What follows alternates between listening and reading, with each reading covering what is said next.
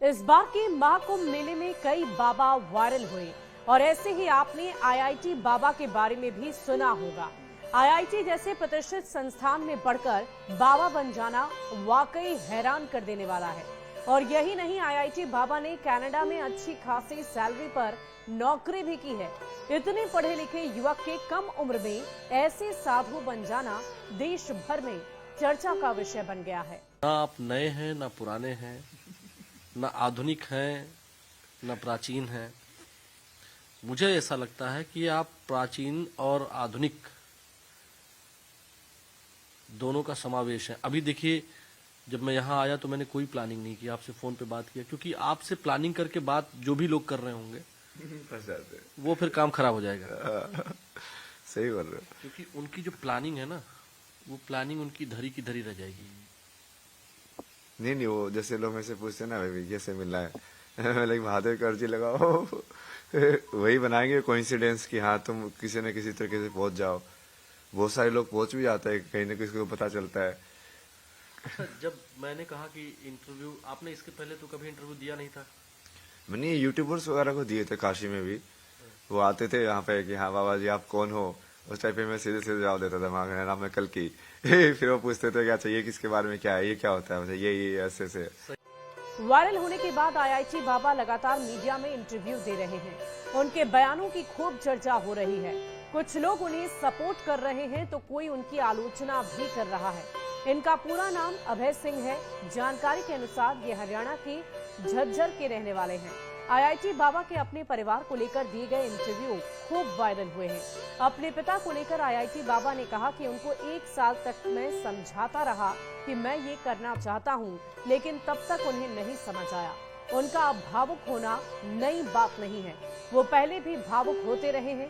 इस दौरान आईआईटी बाबा के घर जाने के सवाल को लेकर जब कुछ लोगों ने उनसे पूछा तो उन्होंने इस सवाल को ही टाल दिया। पिताश्री आपके इंटरव्यू दिए, उन्होंने कहा बेटा तो रास्ते पे चला गया है विज्ञान के, मैं उसको लौटने के लिए नहीं कहूंगा।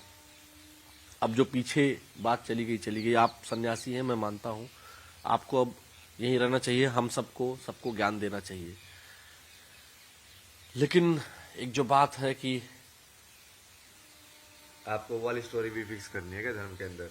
नहीं मतलब नहीं, मैं वो स्टोरी नहीं, जो मैं उनका इंटरव्यू देखा तो मुझे ऐसा लगा, अगर आप मुझे अपना भक्त मानते हैं या एक मानते हैं कि मैं, ये कैमरा जरूर चल रहा है, लेकिन मैं ये मान के आपसे बात कर रहा हूँ कि ये नहीं चल रहा है। नहीं, वो ऐसी वो आपकी ऑनेस्टी निकलेगी, है ना।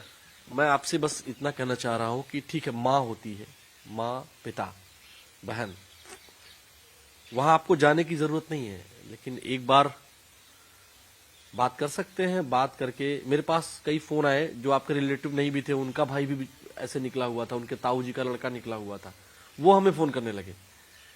लेकिन आपके पिताजी पहले कैसे थे, जो आपने बताया, वो एक्सपीरियंस आपका है।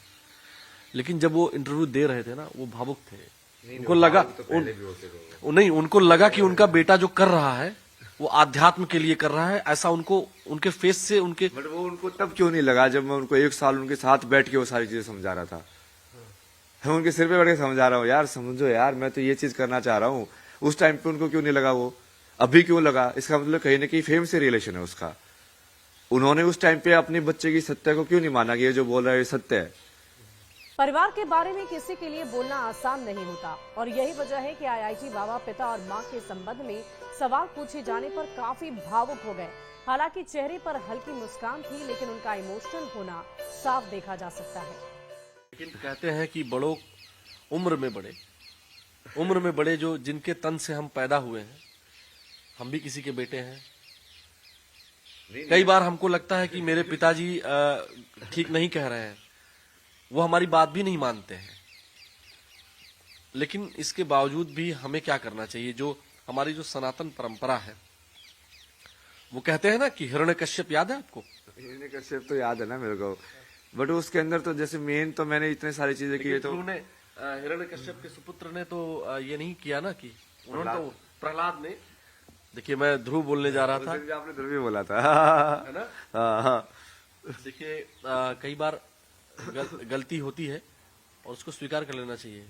हम जानते सब है, ध्रुव, प्रहलाद, क्योंकि वो दोनों ही भक्त है, इसलिए आप कंफ्यूज हो गए ना।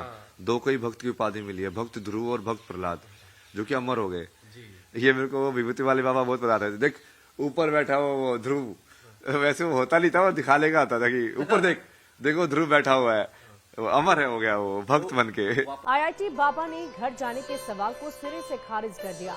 उन्होंने अपने पिता को लेकर ये कहा कि मुझे पता है मेरे पिता कैसे व्यक्ति हैं।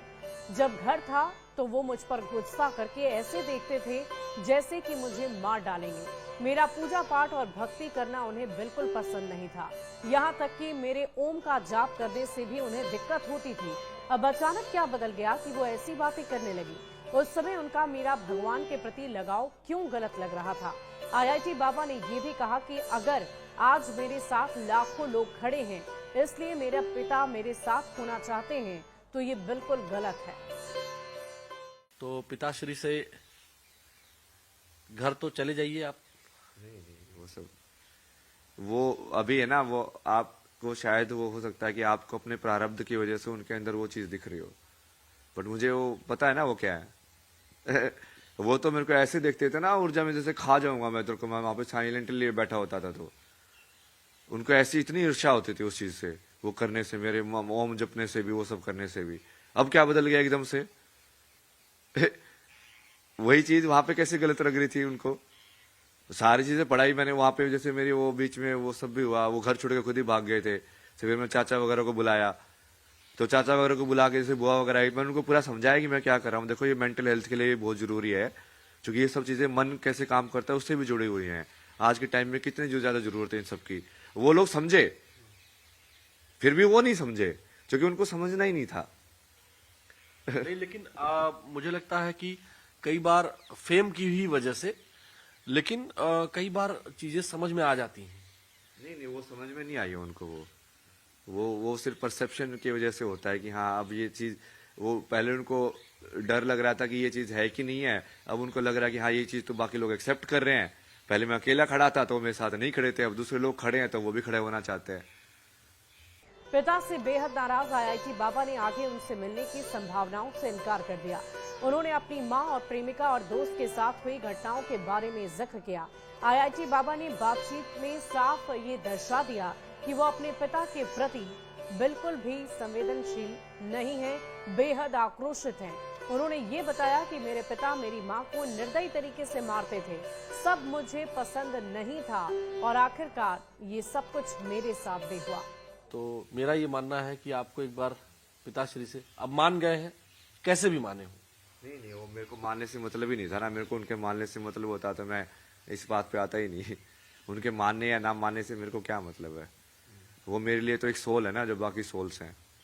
बाकी जैसे आपको समझा रहा हूँ वैसे उनको समझाया था, उन्होंने नहीं समझा, आपने समझा, समझाना चाहो उस चीज को, अब मेरे लिए तो बराबर ही है ना। वो जैसे मेन तो मैं जितने सारी चीजें की वो तो सिर्फ स्त्री के लिए किया कर रहा हूँ मैं सारे की सारे, चाहे वो मेरी माँ के साथ जो इंसाफ हुआ हो, चाहे मेरे जो रिलेशनशिप के अंदर मैंने जो एक्सपीरियंस किया कि वहाँ पे मैंने बताया था कि जैसे बहन प्रेग्नेंट थी तो वहाँ पे नहीं आ पाई मम्मी मदद करने के लिए, तो उसकी वजह से मुझे महसूस हुआ कि यार ये सब क्या है संसार के अंदर, ये सब क्यों होता है। मतलब और भी जैसे मेरी जो दोस्त थी उसका जैसे वो बचपन में भी उसका रेप का केस हुआ था, उसके बाद उसकी फिर जो मैरिज थी वो भी ब्रेक हो गई, उसके वजह से उसका मेंटल हेल्थ बहुत प्रॉब्लम हो गया।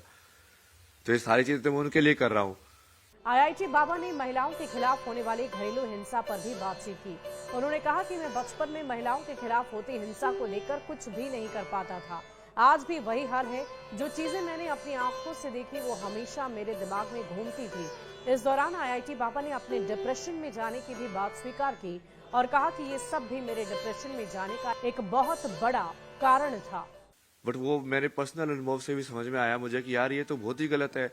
और फिर एक इंसिडेंट जो वहां पे हुआ था कि धर्मशाला में मैं एक बंदी से मिला था ना वहां पे, तो वहां पे जैसे वो मुंबई की थी तो ऐसे चैट वैट पे बात हुई, फिर वो वहां पे आई रहने के लिए जैसे 2 हफ्ते के लिए।